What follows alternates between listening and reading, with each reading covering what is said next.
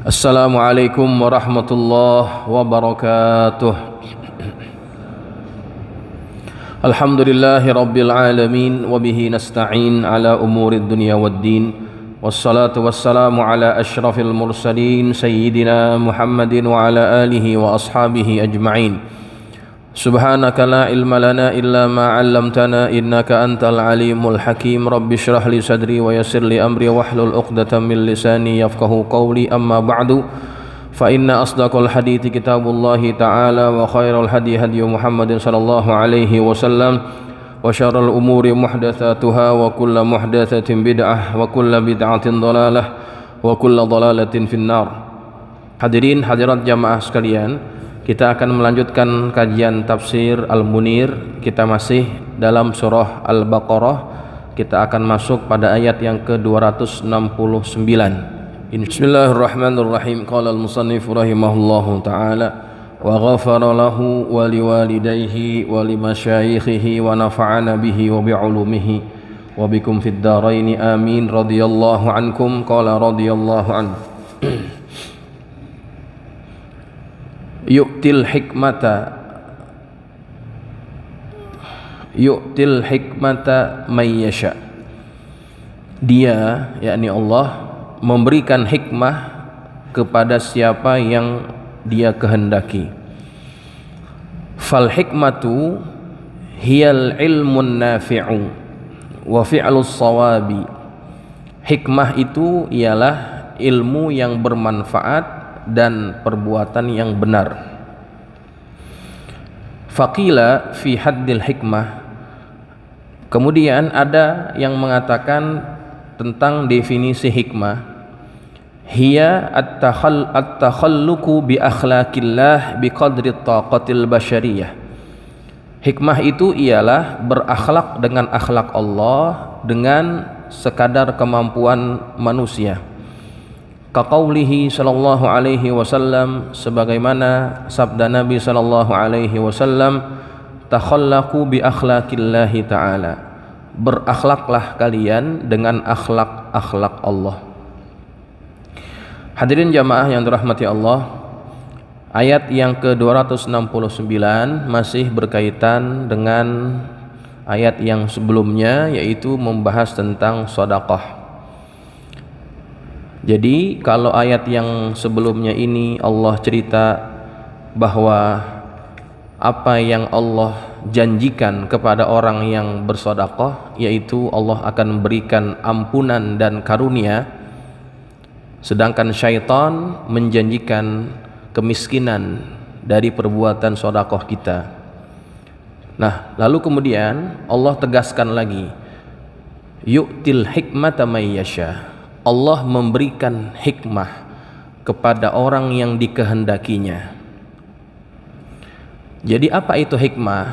Hikmah inilah yang membuat orang itu mau bersedekah. Jadi kalau kita mau kaitkan seperti itu alurnya. Karena ayat ini jatuh setelah ayat yang Allah memberikan perbandingan antara apa yang dijanjikan Allah dengan apa yang dijanjikan oleh syaitan. Maka orang yang bersedekah itu adalah orang-orang yang mendapatkan hikmah dari Allah. Lalu hikmah itu apa? Ya, hikmah ini kan satu kata yang yang diserap ke dalam bahasa Indonesia, ya. Hikmah itu sudah jadi bahasa yang lazim di masyarakat kita. Aslinya dia bahasa Arab, hikmah. Kalau kita terjemahkan adalah kebijaksanaan, ya. Cuma maknanya lebih dalam dari itu dan maknanya banyak, definisinya banyak. Di antara yang disebutkan oleh Syekh Nawawi Al-Bantani, hikmah itu adalah ilmu yang nafi', ilmu yang bermanfaat dan perbuatan yang benar. Jadi ketika didefinisikan hikmah adalah ilmu yang bermanfaat, jadi ilmu itu adalah ilmu yang diamalkan, itu namanya ilmu yang bermanfaat. Orang kalau cuma tahu doang, ya, pinteran komputer dari kita, Pak. CPU itu bisa merekam berbagai macam jenis data sampai terabyte ya. Dulu kita paling tinggi gigabyte, mungkin sekarang ada lagi yang lebih tinggi yang namanya terabyte, mungkin setelah itu nanti ada lagi. Dia bisa menyimpan banyak data. Tapi kalau hanya menyimpan data, kita tidak ubahnya seperti komputer, nggak manfaat. Jadi yang membedakan manusia dengan mesin ya, itu adalah manusia bisa berbuat. Dan ketika orang berbuat, maka itulah tanda ilmunya bermanfaat. Ya. Jadi ilmu kalau cuma disimpan, dia tidak akan memberikan manfaat apa-apa. Seperti yang sudah saya katakan, Imam Ghazali buat perumpamaan, orang yang punya ilmu tapi nggak beramal seperti orang yang punya keahlian bela diri dan dia punya banyak senjata, tapi ketika ada orang yang menyerang dia, dia tidak gunakan semua itu, maka pasti tidak akan selamat dari musuh yang menyerangnya ya. Nah jamaah sekalian, jadi hikmah adalah ilmun nafi' wa fi'lus shawab, ilmu yang bermanfaat dan perbuatan yang benar. Faqila, ada yang berkata fi haddil hikmah, tentang definisi hikmah ini adalah at-takhalluqu bi akhlaqillah. Hikmah itu adalah berakhlak dengan akhlak-akhlaknya Allah. Nah ini sebetulnya hampir sama ya. Akhlak Allah adalah yang tersebut dalam sifat-sifatnya yang kita kenal dengan Asmaul Husna ya. Itu kan sifat-sifat Allah. Ada di antara nama-nama Allah itu yang boleh kita tiru, yang mesti kita tiru. Di antaranya apa? Di antaranya sifat Allah atau akhlaknya Allah adalah Allah itu punya sifat Al-Jawad. Apa Al-Jawad? Maha dermawan. Allah itu maha dermawan. Maka contohlah sifat Allah, contohlah akhlak Allah kepada hambanya, yang Allah tidak pernah mengira siapapun dari kalangan hambanya, baik dia beriman ataupun tidak, kalau memang Allah kehendaki dia mendapatkan nikmat, Allah akan kasih nikmat. Jadi jamaah sekalian, maka dari definisi itu, orang-orang yang mendapatkan hikmah adalah orang-orang yang bisa berakhlak dengan akhlak Allah. Nah, jadi jamaah sekalian, nah jadi hikmah itu mahal ya. Dan orang yang mendapatkan hikmah, dia sesungguhnya mendapatkan kebaikan yang banyak. Kata Allah pada lanjutan ayat itu, wa may yu'tal hikmata, barang siapa yang diberikan hikmah, ai isabatul qaul wal fi'l wal ra'i, yakni benar dalam ucapan, dalam perbuatan dan dalam pikiran. Jadi orang-orang yang diberikan hikmah, faqad utiya khairan katsira, maka sesungguhnya dia telah diberikan kebaikan yang banyak. Ai utiya khairat darain, dia diberikan kebaikan di dua negeri, negeri akhirat dan negeri dunia ya. Nah jamaah sekalian, jadi hikmah ini sesuatu yang sangat mahal ya. Sesuatu yang sangat mahal, yang orang kalau dapat hikmah, dia sesungguhnya dapat kebaikan dunia dan akhirat. Hadirin jamaah sekalian, ada seorang haji yang dia ini berdomisili di kawasan Kelapa Gading. Dia ini dikenal seorang yang dermawan. Memang kedermawanannya tidak bisa dikalahin sama yang biasa-biasa. Jadi satu ketika dia habis sholat asar, kemudian ada orang yang deketin dia. Ngapain? Biasa, modus. Pak Haji, bisa tolongin saya nggak? Kenapa? Saya mau pulang kampung tapi nggak punya duit. Berapa emangnya ongkosnya? Ya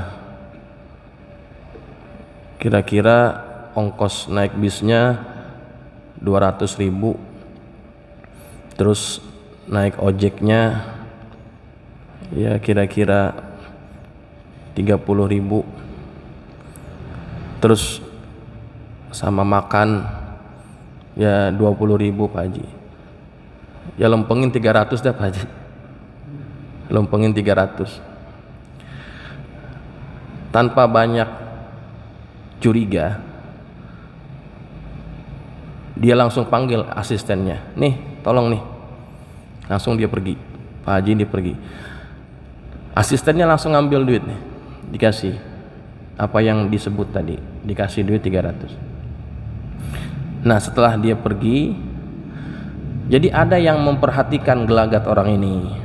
Jadi dia sebetulnya niatnya baik, niatnya kepengen menjaga Pak Haji ini daripada orang-orang yang suka memanfaatkan. Jadi ketika orang ini keluar dari masjid diikutin tuh, diikutin. Bener gak nih orang nih pulang kampung? Diikutin. Nggak taunya habis keluar dari masjid dia nggak langsung ke terminal Pak. Ya, dia makan di restoran Padang. Yang restoran Padangnya itu bukan restoran yang murah. Ya. Kan nggak cukup 20.000. Ya. Kalau yang biasa-biasa di Menteng Dalam 20.000 masih dapat. Masuk ke situ dari habis makan keluar lagi, nggak pergi ke kemana-mana. Jadi orang ini membohongi Pak Haji yang tadi itu. Nah, ini ceritanya nih orang, dia mau kasih tahu Pak Hajinya kalau dia ini sudah mendapatkan bukti bahwa orang ini menipu Pak Haji. Pak Haji tadi yang Pak Haji kasih duit itu dia bohong Pak Haji. Dia itu nggak pulang kampung. Kemudian apa kata Pak Haji nih? Apa urusan kamu? Pakai nyari tahu dia bener apa enggak, dia jujur apa enggak? Apa urusan kamu? Ya Pak Haji, saya kan kasihan sama Pak Haji kalau suka dimanfaatin orang. Urusan saya dibohongin sama dia atau tidak itu bukan urusan kamu. Kalau dia jujur, ya alhamdulillah saya bantuin dia. Kalau dia bohong, itu urusan dia dengan Allah. Itu coba. Jadi orang yang model begini, ini adalah orang yang sudah mempunyai sifat atau akhlak Allah Subhanahu wa ta'ala. Nggak peduli dia mau bohong mau enggak kayak. Bahkan kalau dia mau bohongin itu orang, bohongin itu Pak Haji berkali-kali, dia nggak peduli. Karena tugas dia adalah memberi ketika ada orang yang datang meminta. Itulah diantara sifat Nabi SAW. Nabi tidak pernah menghampakan harapan orang yang datang ke rumahnya. Walaupun yang datang betul-betul orang yang butuh ataupun dia pura-pura, dikasih semuanya. Karena inilah sifat yang dimiliki oleh orang-orang yang mendapatkan hikmah. Ya, nah jamaah sekalian yang dirahmati Allah, ini sama dengan almarhum Gus Dur ya. Almarhum Gus Dur itu dia sering didatangi oleh orang-orang yang model begitu. Datang ke rumah Gus Dur minta duit, minta bantuan, cerita macam-macam kesusahannya, dan itu selalu dikasih sama beliau. Sampai asistennya bingung, Gus, ini orang udah sering banget kemari. Dia tahu Gus Dur nggak bisa lihat. Ini orang udah sering kemari. Ini orang kayaknya bohong nih Gus nih. Biarin dia mau bohong saya, nanti lama-lama dia bosen bohong sama saya, gitu Pak. Masya Allah. Ya Allah, ini orang nggak takut miskin yang begitu tuh. Ya sama kayak Nabi kan. Nabi kan kalau ada yang datang dikasih banyak, sampai orang yang dikasih bilang sama orang-orang di kampungnya, saya bertemu orang yang kalau dia ngasih nggak takut miskin. Coba, ini namanya orang yang ghani, orang yang kaya, ya. Lah, ini namanya orang yang dapat hikmah. Makanya jamaah sekalian, hikmah itu mesti dicari, hikmah itu mesti diusahakan. Kalau orang dapat hikmah, faqad utiya khairan katsira, maka dia telah mendapatkan kebaikan yang banyak. Di dunia dia dapat, di akhirat dia pasti akan dapat, ya. Baik jamaah sekalian yang dirahmati Allah, kita lanjutkan. Wa ma yadhakkaru ay ma yatafakkaru fil hikmah, dan tidak ada yang dapat mengambil pelajaran, atau yakni tidak ada yang dapat berfikir tentang hikmah ini, ya, illa ulul albab, kecuali orang-orang yang mempunyai akal yang sehat. Ai illa ashabul uqulis salimati minar rukuni ila mutaba'atil hawa, yakni orang-orang yang mempunyai akal yang sehat daripada cenderung kepada mengikuti hawa nafsu. Nah jamaah sekalian, di akhir Allah sebut siapa mereka yang bisa dapat hikmah, ya.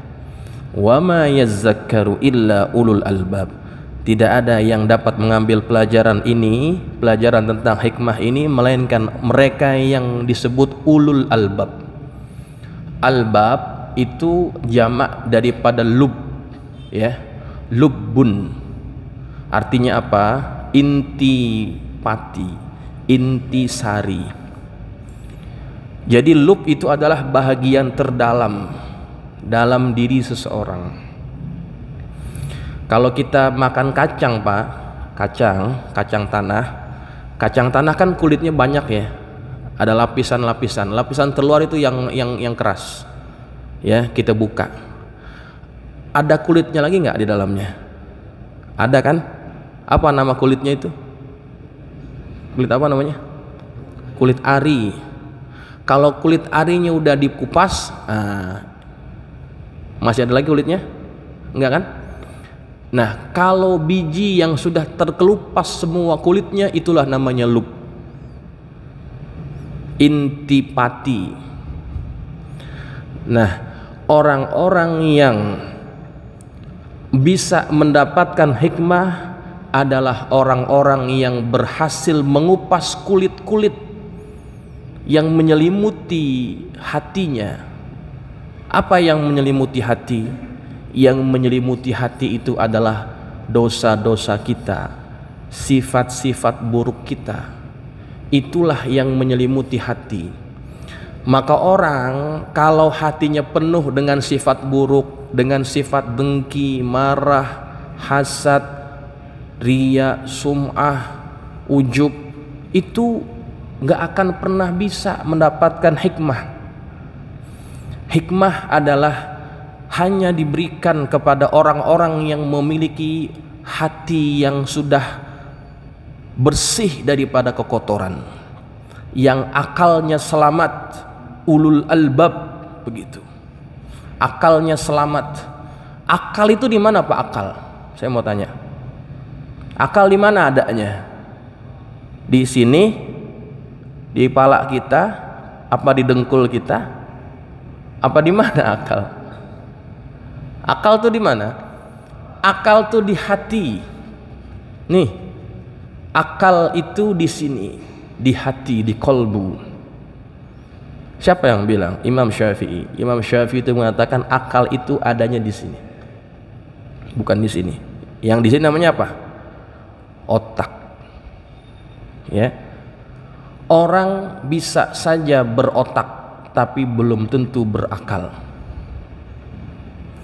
Orang banyak yang pinter, tapi belum tentu benar. Karena yang bikin benar itu bukan otak, tapi akal. Banyak yang punya IQ tinggi, pendidikan tinggi, tapi ketika perbuatannya tidak benar, dia tidak melakukan fi'lus shawab, dia selalu melakukan perkara yang dilarang oleh Allah Subhanahu wa ta'ala, maka dia bukan termasuk ulul albab. Kenapa? Dia hanya berotak tapi tidak berakal. Karena akal itu punya fungsi mengetahui yang benar dan yang salah, sehingga hawa nafsunya itu bisa diikat dengan akal itu. Karena akal berasal dari perkataan aqala yaqilu, aklan, mengikat.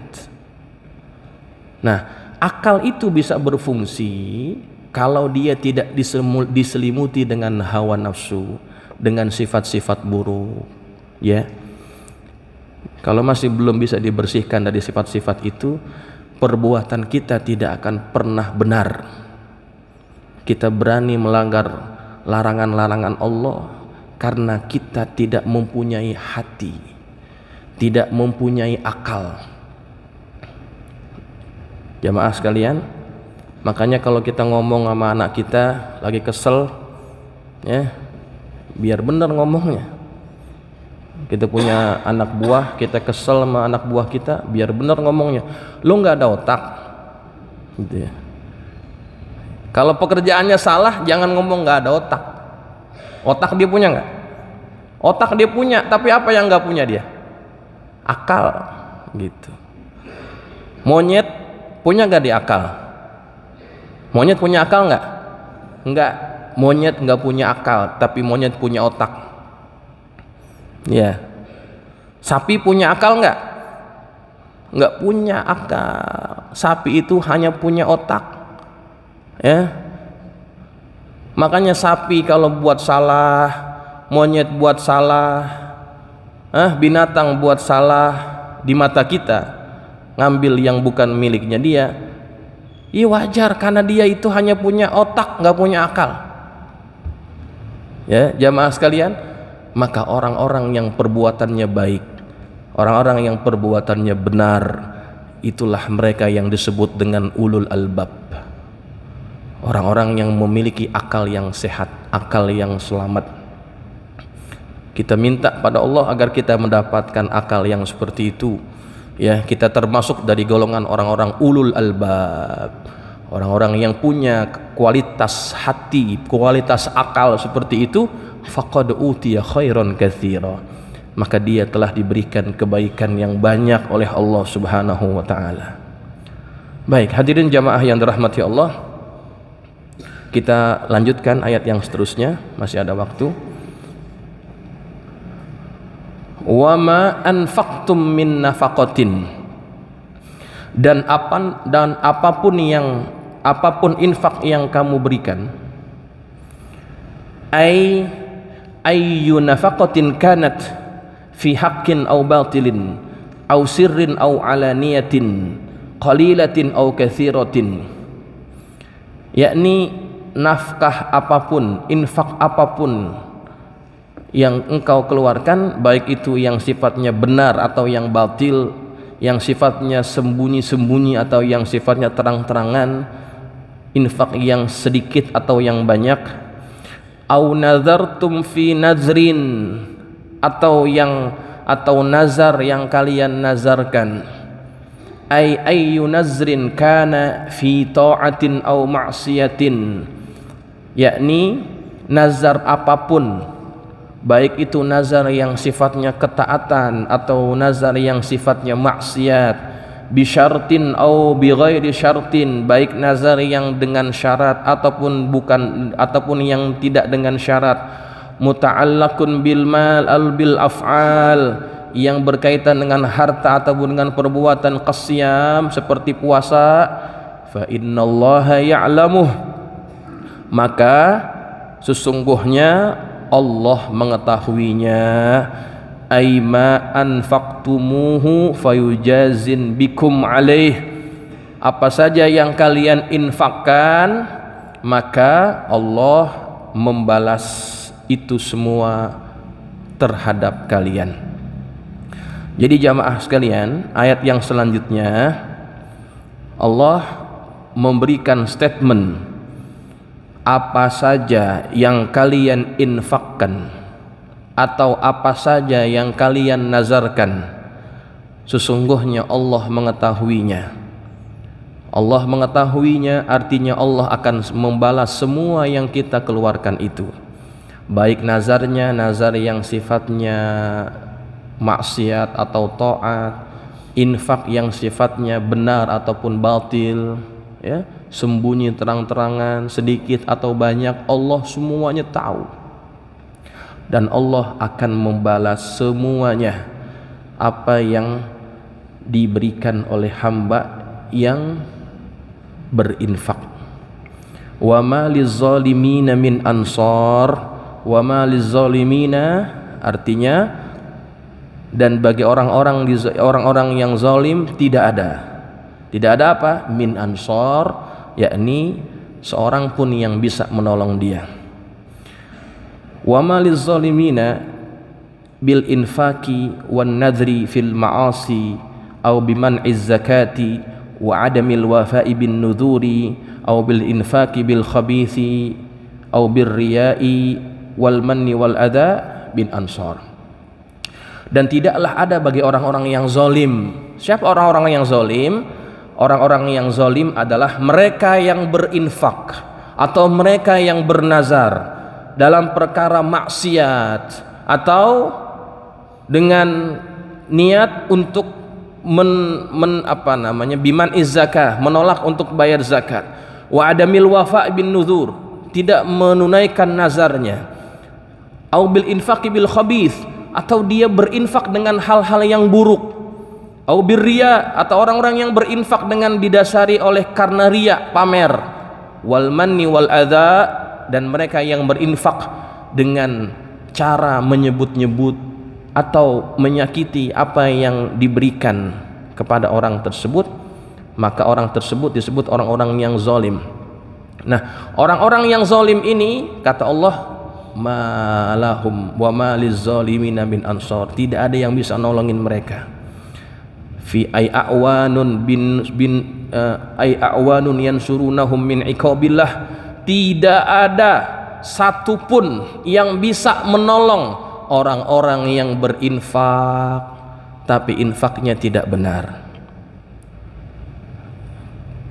Orang-orang yang seperti ini dikatakan Allah adalah orang-orang yang zalim.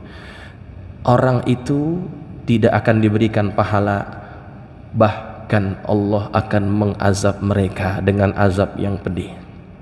Hadirin jamaah sekalian, makanya jangan pernah merasa kalau kita ini merasa aman ketika kita berinfak, tapi hasil apa yang kita infakkan itu adalah dari hasil yang tidak benar, gak akan pernah diterima oleh Allah. Na'udzubillah min zalik. Seandainya ada orang yang dia mendapatkan harta dengan cara yang batil, dengan cara rasuah, hasil korupsi, kemudian dia merasa dengan sodakoh dia bisa dibersihkan dari dosa-dosanya, jadi duitnya dikasih ke masjid buat pembangunan, ya, buat keperluan apa saja dikasih ke masjid, banyak dikasihnya, tapi hasil apa? Hasil korupsi. Ketahuilah, uang yang didapatkan dengan cara yang batil apabila diinfakkan, maka orang tersebut termasuk masih dalam kategori orang-orang yang zalim. Jangan harap dapat pahala, nggak akan dapat pahala sedikit pun, karena infak yang kita berikan adalah infak dari harta yang salah, harta yang batil. Wa ma lizzalimina bin ansar, tidak akan ada yang bisa nolongin orang-orang yang model begini. Jadi jamaah sekalian, takutlah kita daripada memakan harta yang bukan hak kita, ya. Infak itu luas, termasuk kita kasih makan kepada anak istri, itu juga adalah infak, nafkah. Hati-hati kalau yang kita kasih kepada anak istri kita adalah bukan dari cara yang benar, kita ambil dari cara yang tidak benar, cara yang batil, yang bukan hak kita, kita ambil. Hati-hati. Ma nabata min jismin ma nabata min jismin min haramin min suhtin fannaru aula bih, atau kama qala Nabi. Apa saja yang tumbuh dari daging kita, dari harta yang haram, fannaru aula bih, kata Nabi, maka neraka itu lebih layak bagi dia. Na'udzubillah. Jangan pernah merasa aman ketika orang lain gak tahu perbuatan kita. Kita ambil sedikit, kita ambil tanpa sepengetahuan orang, kita merasa aman. Ketahuilah Allah tidak pernah luput pengetahuannya daripada kita. Apa yang kita ambil, kita berikan kepada anak kita, istri kita, ataupun bahkan untuk kita makan, hati-hati kalau harta itu adalah harta yang haram. Fannaru aula bih, neraka lebih layak bagi dia. Jadi jamaah sekalian, hidup ini sebetulnya simple.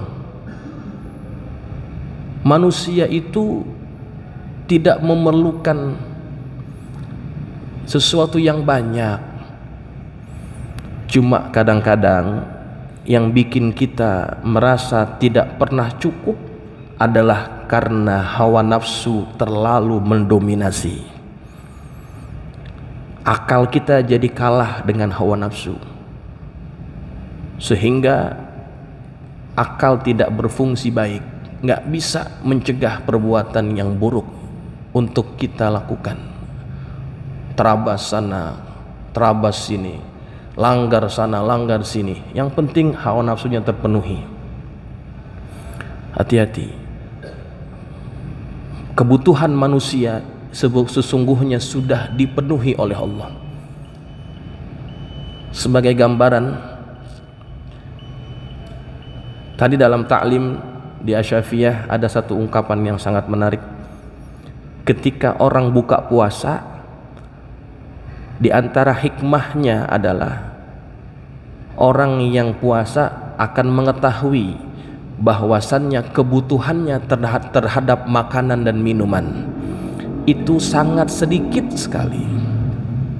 Cuma yang bikin kita merasa kurang adalah hawa nafsu. Betul atau tidak? Coba kalau kita puasa seharian, kita menahan lapar, menahan haus. Pas buka puasa kita makan kurma 3 butir, air beberapa teguk, mungkin kita makan lontong, kita makan gorengan, kenyang nggak kira-kira?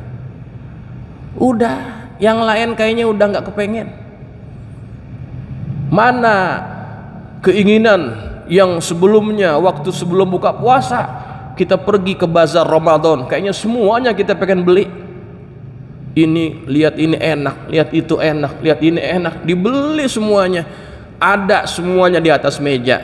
Kita sentuh, kita comot sedikit dari apa yang kita beli, kenyang. Sesungguhnya yang mencukupi manusia dari rezeki sedikit. Yang bikin gak cukup adalah hawa nafsu. Maka berugilah orang-orang yang selalu memperturutkan hawa nafsunya, sehingga dia tidak memperdulikan halal dan haram. Hati-hati bahwa hidup kita tidak akan lama di dunia ini. Harta yang kita peroleh dari cara yang tidak halal akan ada hisabnya, akan ada pertanggungjawabannya. Kata Allah, fa innallaha ya'lamuh, Allah mengetahuinya. Allah akan fayujazin bikum alaih, Allah akan membalas terhadap apa yang kalian infakkan, baik itu yang ada sifatnya benar ataupun yang sifatnya salah, semuanya akan dapat balasan dari Allah. Hadirin jamaah yang dirahmati Allah, inilah yang bisa kita bahas pada kesempatan taklim malam ini. Mudah-mudahan kita dapat manfaatnya dan kita bisa beramal dari apa yang kita pelajari dan semoga Allah jauhkan kita daripada sifat-sifat buruk, Allah jauhkan kita daripada sifat-sifat yang bisa merugikan kita di negeri akhirat. Allah hiasi diri kita dengan sifat-sifat yang mulia daripada akhlaknya Allah Subhanahu wa taala. Al-Fatihah. A'udzu billahi minasyaitonir rajim. Bismillahirrahmanirrahim. Alhamdulillahirabbil alamin arrahmanir rahim maliki yaumiddin. Iyyaka na'budu wa iyyaka nasta'in. Shiratal mustaqim shiratal ladzina an'amta 'alaihim ghairil maghdubi 'alaihim waladdallin. Bismillahirrahmanirrahim. Alhamdulillahirabbil alamin. Allahumma shalli ala sayidina Muhammad wa ala ali sayidina Muhammad. Allahumma anfa'na bima 'allamtana wa 'allimna ma yanfa'una. Allahumma zidna wa la tanqusna wa akrimna wa la tuhinna wa'tina wa la tahrimna wa athirna wa la tu'thir 'alaina wa ardina warḍ 'anna. Allahumma inna nas'aluka bihaqqi Fatimata wa abiha wa ba'liha wa baniha iftah 'alaina وعلى أولادنا وتلاميذنا فتوح العارفين فقهنا وإياهم في الدين وارزقنا كمال الإخلاص واليقين. اللهم ارزقنا فهم النبيين وحفظ المرسلين وإلهام الملائكة المقربين برحمتك يا أرحم الراحمين. اللهم اجعلنا من الذين يستمعون القول فيتبعون أحسنه. صلى الله على سيدنا محمد وعلى آله وصحبه وسلم والحمد لله رب العالمين. Wassalamualaikum warahmatullahi wabarakatuh.